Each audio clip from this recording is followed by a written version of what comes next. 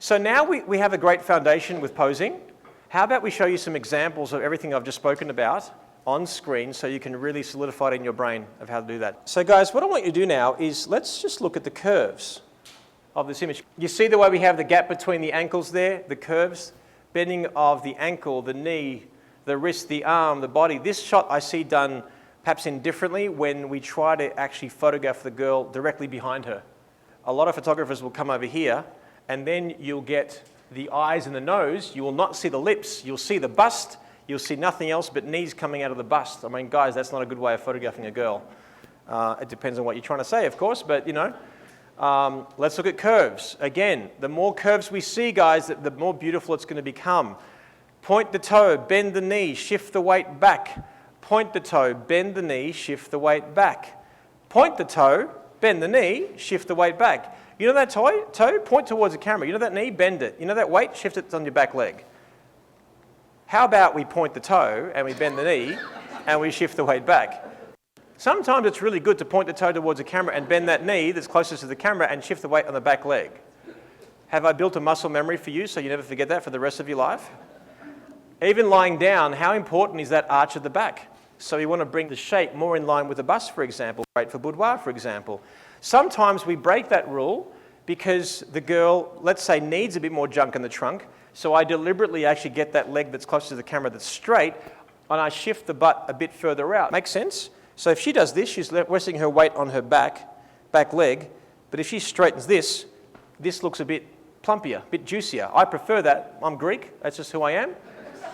Now, you see how I've turned her body away from the light and her face back in, shadow on the cleavage, shadow on her body here. I've shifted her hip towards the camera and towards the light to make her hips and butt look a bit bigger to marry up to the size maybe of her bust. All about legs. Let's talk about legs now.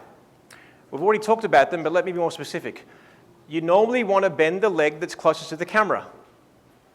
You know that leg that's closest to the camera? Bend that one. You want to bend the leg that's closest to the camera more than the other one. Hey, you know that leg that's closest to the camera? Bend that one. Sometimes it's really good to bend that leg that's closest to the camera. Point the toe, bend the knee, shift the weight back, bend that knee that's closest to the camera. This is not meant to be crude or meant to be funny, but this is serious. Sometimes if I forget how to pose a leg, I picture people naked, and if I can see their naughty bit, then I've got it wrong. In other words, if I pose a girl like this, I can see her naughty bit. But if I did this, you couldn't see it. And that helps me remember to do that. Or if nothing else, just remember, bend the knee that's closest to the camera. And then if she was running or walking, for example, if I had that other leg out, I would expose her crotch and it wouldn't look as nice. If nothing else, if she's facing me, like I said before, just have one knee over the other. If you did nothing else but bring one knee over the other, it's going to shift her weight one way or the other, and there's going to be some beautiful movement there as well. Like I said, Lisa, she can get away with the straight leg in the front. But at the very least, I break the monotony of that straight leg by bringing that little heel out. Make sense? All right, let's talk about hands now. Hands to face. What do?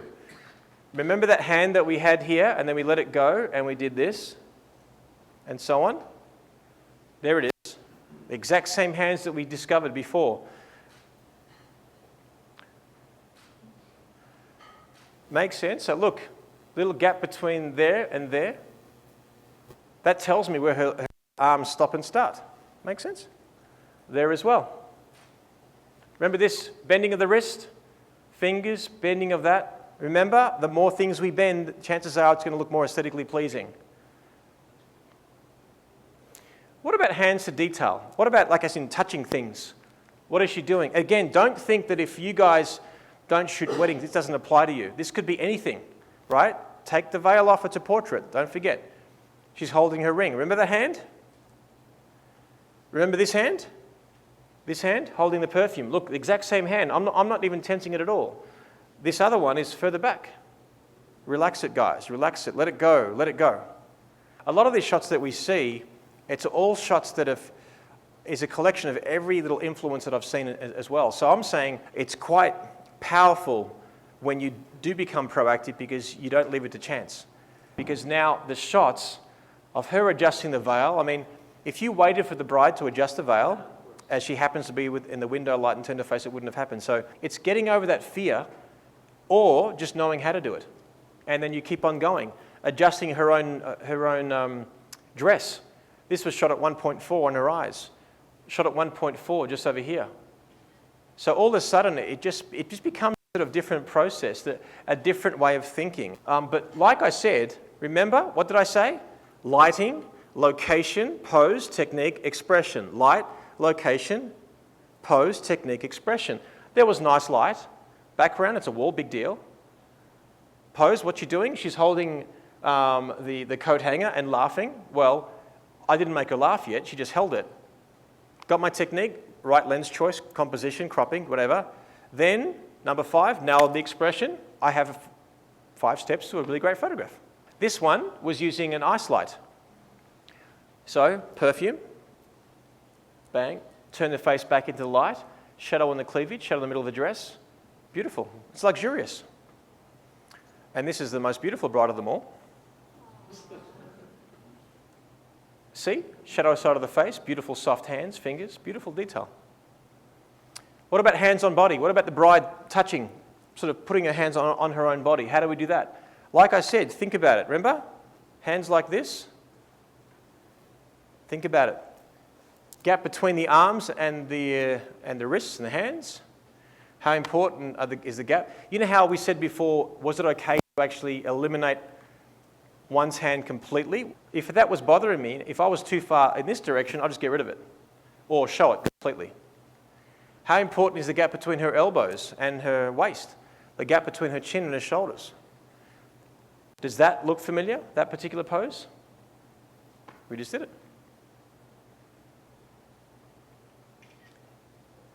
The gap there, the gap there. This girl, she naturally, one of her mannerisms when she started laughing was she'd bring her hands together, arms on her body and do this. I'm saying is, typically that wouldn't work for a lot of girls because their arms against her body, she looks thicker. She was very, very slim, so she got away with it, and it was her. She just, almost every single time she laughed, she would do that. So I wouldn't ignore that, and I would go with it. Gap between here and here and here and here, how important is that? What about free hands doing nothing? Free hands doing nothing at all. Well, how important is the gap between her thumb and her forefingers? How about even a little gap here of a silhouette? Without those little gaps, it just looked like one piece of long flesh. What about here, for example, the little bending of the wrist and everything like that? We just give it a bit of breathing space and all of a sudden there's a soft little daintiness to that, don't you think? Isn't that pretty? Or just adjusting a veil or a headpiece or anything. How about just simply, like those free hands, they're obviously stylized, but it's so beautiful. You see how much expression we're getting in hands now that I'm forcing you to look at hands in all these shots? Don't waste a golden opportunity to say something to the viewers of your images. That there as well. The softness of hands through a veil, for example, is really, really important. So hands on groom, what do we do? Well, again, I could be here all day. I am here all day, but in terms of this particular case, a problem that I normally see, guys, is when a girl has hands over the groom, if I did it like this, do you see how the hands and the arms, the wrists are amputated? Whereas if this hand over the other one softens that amputation. This hand is a blessing and a curse. You know how I told you before that if a guy's hand is behind the back and you can see it, the fingers are pointing towards the camera, therefore foreshortening the hand and the fingers. So either you turn the body this way to make it more sensible, or you forgive that with the pure nature of the pose. He's saying, I love you, I want to draw you close to me. Usually I wouldn't put the hand at the very least on the thinnest part of the waist because I'm hiding the thinnest part of the waist. Make sense? So, you see how that hand says nothing at all? Whereas that says I love you. She loves me not. She loves me not. She loves me not. Think about it though. Again, a bride's not going to look at that and say, oh, how unemotional are my freaking hands.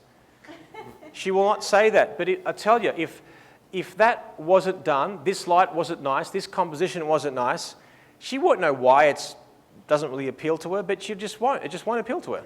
Trust me, these things matter. Don't dismiss it as it doesn't matter. The modern bride doesn't care. What are those hands saying? Those hands are saying a kiss is imminent.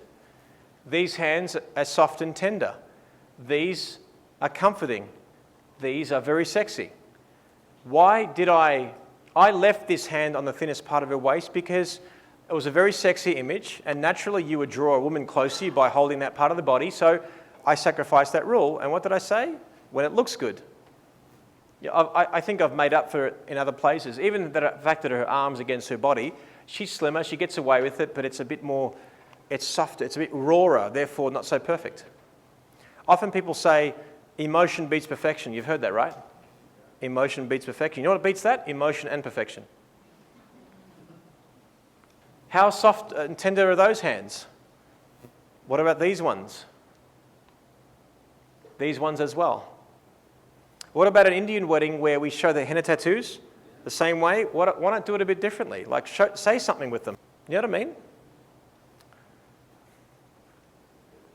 Are you obsessed with hands yet?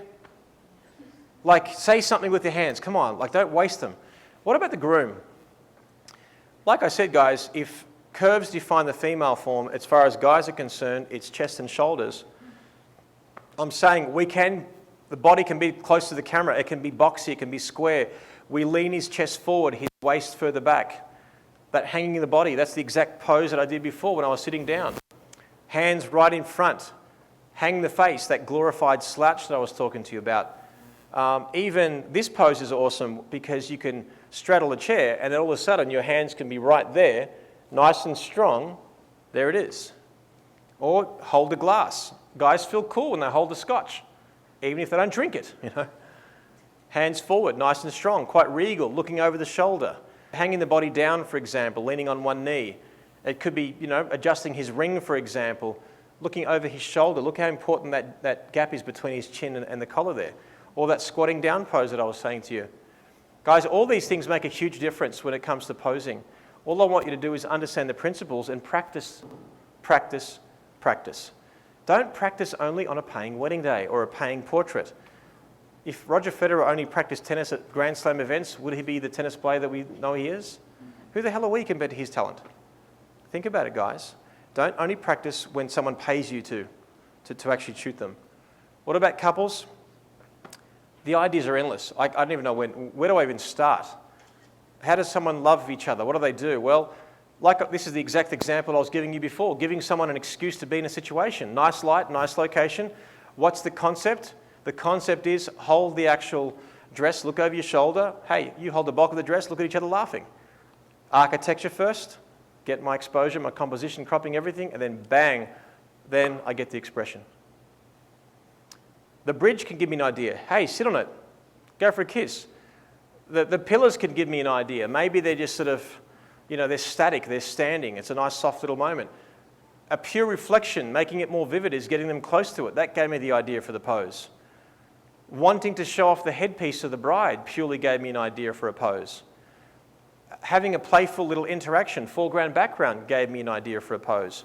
Wanting to show off the yarmulke from the top, gave me a bird's eye view, gave me an idea for a pose. Make sense? Like, don't look at a couple and think, oh my God, what the hell do I do? What do couples do? How do you hold your wife, your boyfriend, your girlfriend, whatever? How do you do that? Like, use that. Use your personal inspiration of what you do. Trust me, it's endless. The ideas are endless. And if you forget, change a digit. Change two. Change perspective. Change lens choice. Now, one thing that I do, which I believe is quite unique to me, is that when I pose people, I often think of them as two pieces of a puzzle. You know, a piece of a puzzle, how it only fits ever in one little area? Yeah? Well, in my way, the piece of the puzzle can fit in any way. Many ways. So what I do is I picture two faces as a puzzle, and not worrying about the emotion yet, I just fit them in. If I fit them in a way that it looks like two pieces put together, arguably it's aesthetically pleasing. Let me show you some examples. Complete the jigsaw puzzle, okay? You see how their faces are just perfectly meshed in together, like a piece of the puzzle? There as well. Like the bridge of her nose fits in the jawline, for example. There as well. When two faces do like that, it's just very pretty. It's beautiful to look at. It just works. The negative space of her cheek is where her nose is. The lips are really close together. Or that silhouette shot that's similar to what I showed you earlier today. Perfect fitting in together, his nose fitting in the bridge of hers, that luxury of the silhouette, the light on her bust, the silhouette of his bow tie. Beautiful shot, just simple and clean, right? Puzzle, put those two pieces of a puzzle together. If you want to know how two bodies can fit together, buy a Kama Sutra book, you'll freak out. But you see how that works, guys? So what am I saying for my couples to actually get into a particular position? Sometimes it's just very clinical, as in, hey bride, you stand there, come nice and close and so on. It's just very much a clinical way, exactly what you'd expect me to say. Sometimes it could be, like I was saying before, hey, embrace Jerry's leg with your leg, and all of a sudden it gets that position. Or it could be simply saying, I want you to bring her nose just underneath her cheekbone. Sometimes I've actually said, quite stupidly, but it sounds funny, smell her temple. Now, that's a stupid suggestion, so it makes you laugh, and it gets his nose right in her temple. Therefore, I've achieved two things in one go. So sometimes it's the easiest way to get the destination, and after a while, you learn that process with just problem solving and experience. And again, what I do is when I pose more than one person is the anchor. I pose that person first.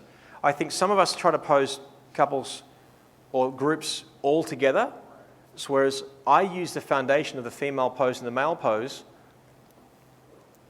and building blocks. So for her, or this shot, she's the anchor. She's the most stable in this shot. Pose her first, then get him in, and so on and so on and so on. All right, plus size.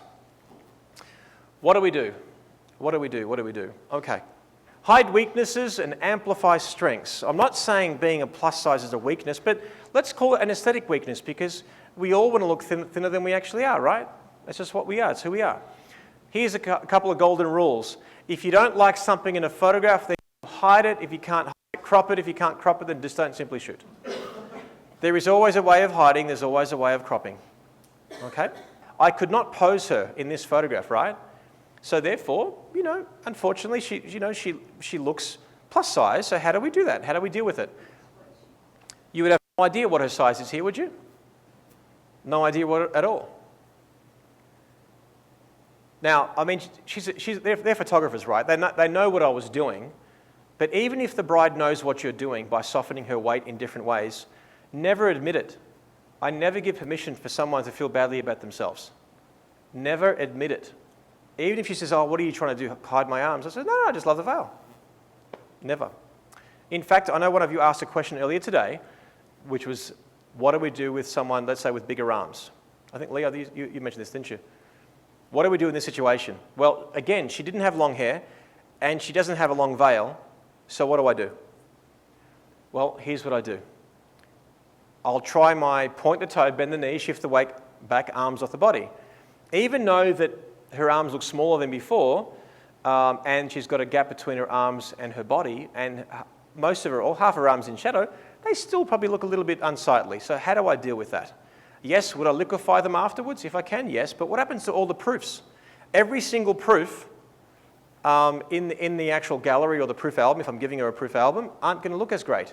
Therefore, she may not be inspired to order a lot of photographs. So I need to make the photographs look good in camera as much as humanly possible. So what do? I hide it. Now, I can't carry a door with me everywhere, for God's sake, can I? There's only so far you can go with that, right? So what do? Well, there's a couple things. In fact, here's a common mistake that we may do on a day. We may deliberately push her arm against her body and then her arm's looking a little bit thicker. So either way, I'm going to hide it in one or two different ways, but ultimately the bride will only ever see something like that. Make sense? Would I do pose number 23 with bride number 37? Because that's the way I do with every single bride? No, I would crop it a little bit tighter perhaps. Big difference there, right? What about this particular bride shot? How beautiful does she look there? You'd have no idea that there's a problem. What about here? You'd have no idea. What about here? Again, you have no idea. Even during the kiss at the ceremony? No, don't know that. What about the signing of the register? You still don't see her arms. I don't think there was one shot, in fact, the whole wedding, where you saw the size of her arms. Do you think it actually converted to bigger sales for me? Of course it did, because we established at the outset of the day, everyone wants to look beautiful and natural. Think about it. I walked around the church, I see this location. Perhaps many of us would have ignored it because we got put off by the trash cans. I go up nice and close. Again, we think of a different pose that hides her arms.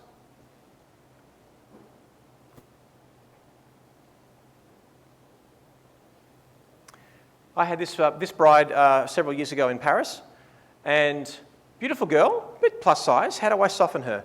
Well, in this case, she did have long hair. I place it over her shoulders. She did have a veil. I brought the veil over her shoulders, turned her body, point the toe, bend the knee, shift the weight in the back leg, and look at her now. I mean, you wouldn't know that was the same girl, would you?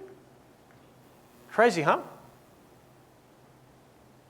This girl, I turned her body away from the light, her face back in, so now I'm shooting on the shadow side of her face.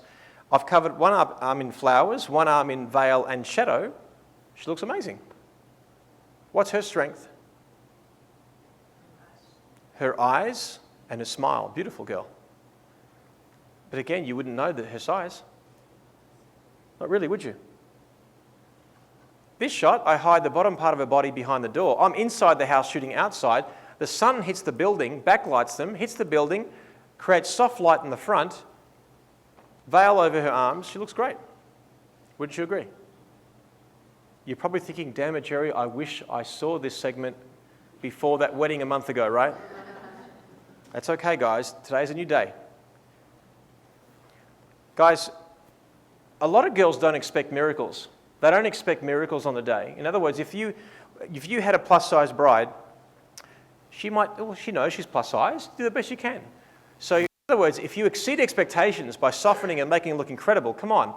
Now you not only have an incredibly happy bride, her images look incredible, couples and people will see this and think, wow, you made it look incredible, I'll book you too.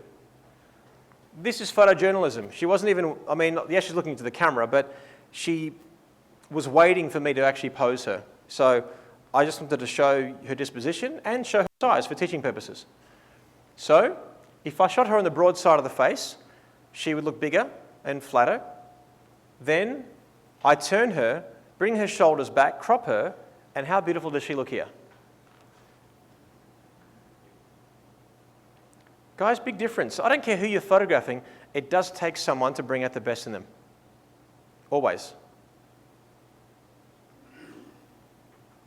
You can't see her arm. Her face is being chiseled by that shadow. Here, I get her to sit down on the grass, and you would say, she looks just pretty square. Not that feminine in this particular image. And what do? I turn her body, shoulders back, tilt her face, chin up. How beautiful does she look? It's what we do. We have to see the world differently. We have to bring out the best in any situation that we have. Otherwise, why would someone pay us? They wouldn't. Do it yourself. Selfie. Woohoo. Yeah, my God, yeah. I would normally bring the arms of the bride up over the groom. In this case, I didn't. The shadow of his face casting on hers makes her look slimmer. Her shoulder goes back. I see her bust line. She looks great. What about a plus-size dude and a petite bride? Almost exclusively, she has to go in front of him, almost exclusively. If you've got this big hulk of a guy and this petite little girl, if he's standing in front, and I don't crop him at the very least or anything like that, she's going to be dwarfed by him. So, he stands behind. She's always in front. He's behind. He's behind and cropped. He's behind. He's behind. He's on the side and behind and cropped. And he's cropped. And he's cropped and behind.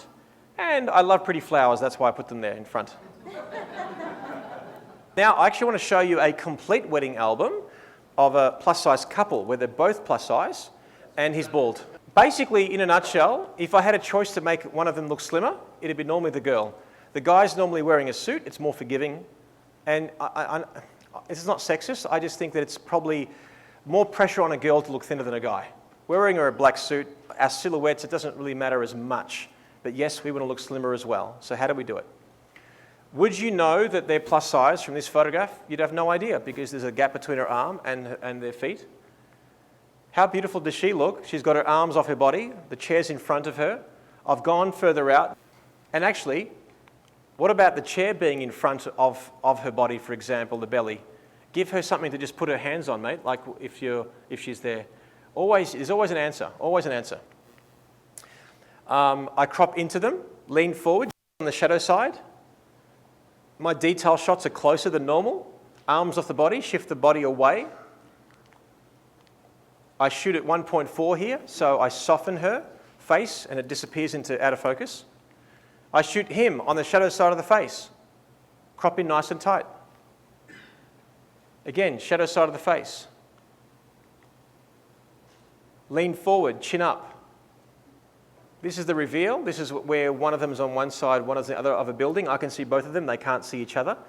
And now, the first time I haven't posed her, you get a sense of actually her size. I've actually liquefied this image as well, but I didn't liquefy too much when you think the beauty is manufactured. I like to use what I call invisible Photoshop. Otherwise, if it's manufactured or if you just know, what, that's not you, for God's sake. You don't look like you've got the sharpest jawline in the world. So you've got to bring it, go as far as possible like it looks like her on a good day. Now I pose her. Look how incredible she looks. Sharp jawline because the shadow's coming up. Look at that one there as well. I'm using the shade, the sun, to crop them. How beautiful do they look? Shift their bodies away, lean forward, chins up. Put their bodies behind a pillar, for example, flowers over. I put the hand on her face, softens her face a little bit. Look how beautiful they look. Far away, flowers in front, back through a car. How do I get away with the bride being on the corner of a frame of a wide-angle lens shot from down below and it still looks good? Because what she's doing, I'm down low with a wide-angle lens. She's like this, leaning forward, correcting my perspective, and she shifts her weight away from the corner of the frame with her chin up. How beautiful does she look?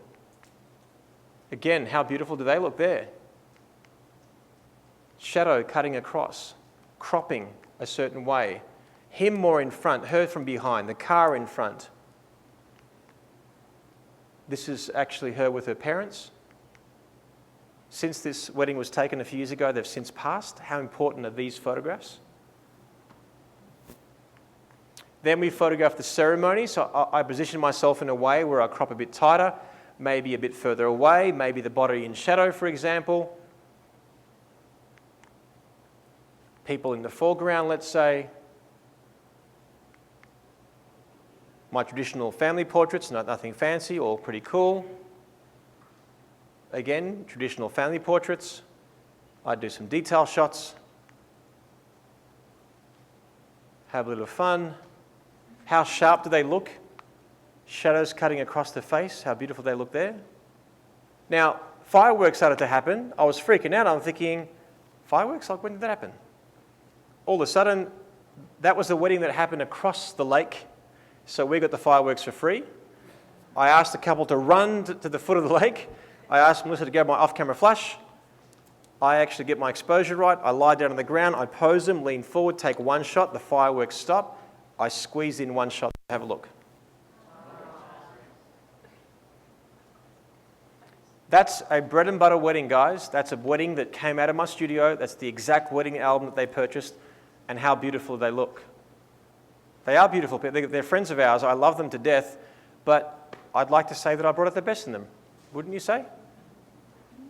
And again, I'm paying respect to who I'm photographing. I'm saying, you know what? I have insecurities myself.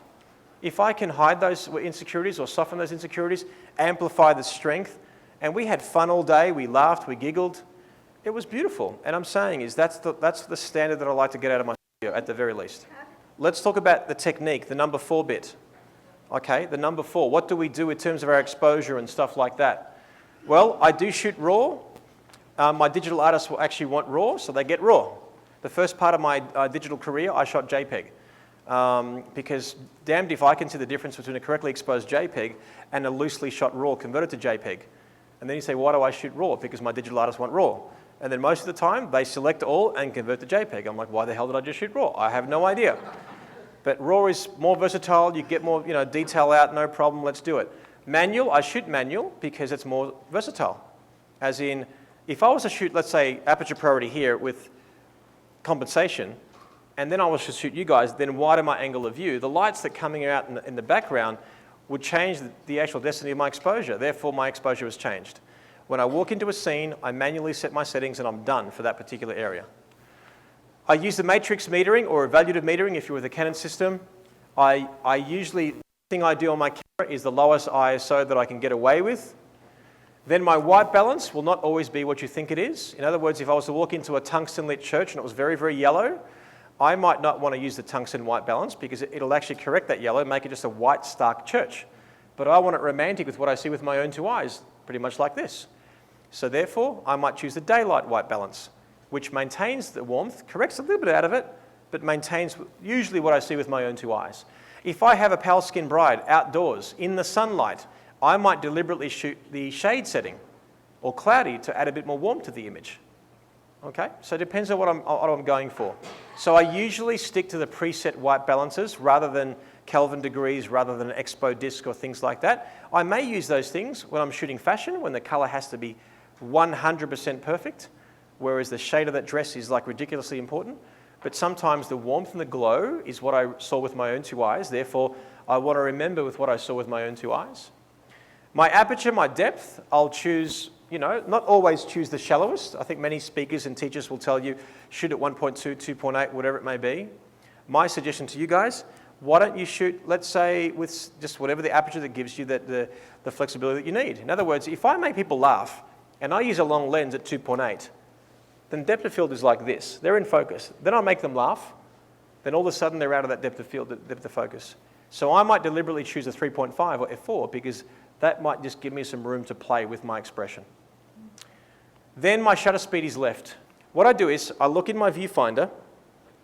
Okay, I use the exposure meter in my camera usually. There's plus, there's minus, there's a zero. The zero is what the camera thinks is a good exposure. Plus, okay, minus, zero. Now, me in this room, let's pretend like me in this room is your exposure meter. That wall is plus, white. Me here is zero, mid-gray. That wall is black. Okay? If the camera sees a pale-skinned bride wearing a white dress leaning on a white wall, the camera sees white. Now, for me, I'm using matrix metering. The camera collectively across the whole frame sees white, says, I don't like white. I want to go mid-gray. That's the way I was made. Therefore, making what was once white now mid-gray. It's underexposed it. So what do we have to do to correct the exposure? So with me, I would lean towards the plus. So what I typically do is, when I'm looking in the viewfinder and I've set all my settings and my shutter speed finger that moves the shutter speed left and right, I move my shutter speed finger until I get to the 0 point before I take a picture. In other words, it's almost like shooting aperture priority, isn't it? Because I'm prioritizing my aperture, letting my camera choose a shutter speed. Now, I don't take a picture yet.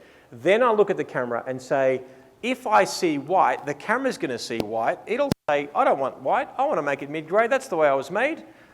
By me putting my speed here, the dial here, it means I'm going to under. So what do I have to do? I have to overexpose. Now, I'm not overexposing. I'm actually correctly exposing. It's just that I'm overexposing by what the camera is saying. Like this, for example. If the camera sees that, it says white. Oh my God, white, damn it. I'm going to make it mid-gray. That's the way I was made, therefore making that underexposed. So we have to lean the shutter speed finger towards the plus sign. I call it clicks. How many third stop increments do I have to go, or clicks? Obviously, if I don't have much latitude on my shutter speed, I have to increase my ISO or my aperture, depending on which one you want. I usually give my shutter speed a little bit of latitude or my ISO. I mean, it's pretty much common sense, right? Same thing with this shot. Again, the camera sees white, it'll see white. Oh my God, I want to make it mid-gray, bang. If I shot this on aperture priority, it'll make that a silhouette, wouldn't it? Now, if I covered up my frame with this, the camera sees pretty much black with a dollop of white. The camera sees black, doesn't like black, says, screw you, I want to make it mid-gray, that's the way I was made. So what do we have to do to correct the exposure? We have to go back to where we came from. We have to lean our, again, whether it's aperture ISO or for me shutter speed, towards the minus. If I was photographing 4 African-American men wearing black suits leaning on a black wall, the camera sees black, says, screw you, I don't want black, I want to make it mid-grey, that's the way I was made, therefore overexposing it, therefore we have to go back to where we came from and come back here. You might say, Jerry, I understand the theory, but how many clicks do I go? How many third stop increments do I open up? I can't tell you that. It depends on what's in your frame. With this, it could be about 5, 6 clicks. If I was to cover up my frame with this, and the camera saw pretty much black, a bit of white here and there, a bit of yellow, whatever, then it's going to probably, I need about 2 stops to open up. This may be 4 clicks. You put that skin tone, that shadow, that black tie, that shirt, that white there, that black, that background, it's a dark grey, it's probably here. The camera makes it mid-grey, but I have to go back to where it was with what I saw with my own 2 eyes, if that was my intention. With this, I could probably use aperture priority, it would work. Because if you mix that white, that black, that headpiece, and that background, it's probably mid-grey. Same with this. Is that the easiest way you've ever been explaining exposure? Here's the way of remembering it. If your subject or whatever you're looking at is white, you go bright, lean towards the plus. If your subject is dark, you go dark, lean towards the minus. I cannot give you an absolute answer that this is going to be 3 clicks, this is going to be 4 clicks. I can't tell you that. I don't know what's in your frame. Now you might say, Jerry, well, why don't you just spot meter? You could do that if you want, same theory. If you were to spot meter for me, what would you spot meter for? So with this lighting right now, how would you do it? So you would go by forehead, right? Because I have a big ass forehead, don't I? It's huge. It is. So that's the easiest, quickest way that you could, like if that was your spot meter, bang. Now, you can't just spot meter for my face. You have to compensate. Take a black and white photo of me. What tone is my forehead? It's a bit lighter than mid-grey, right?